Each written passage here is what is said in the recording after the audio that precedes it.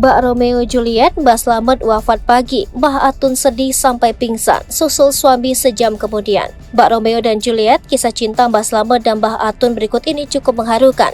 Beberapa pasangan yang sudah menikah kebanyakan ingin menjadi pasangan sehidup semati. Bahkan kejadian pasangan yang meninggal hampir bersamaan ini sudah beberapa kali terjadi.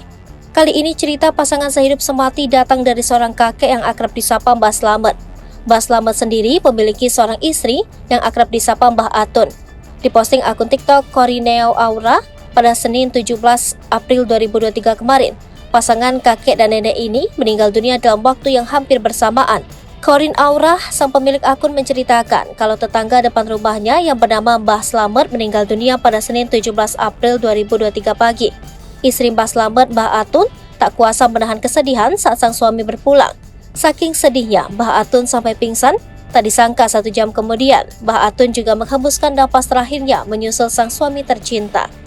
Meninggal dalam waktu yang hampir bersamaan, jenazah Mbah Slamet dan Mbah Atun dimakamkan bersebelahan. Kisah pasangan asal Pecangaan, Kulon, Jepara ini pun viral di TikTok.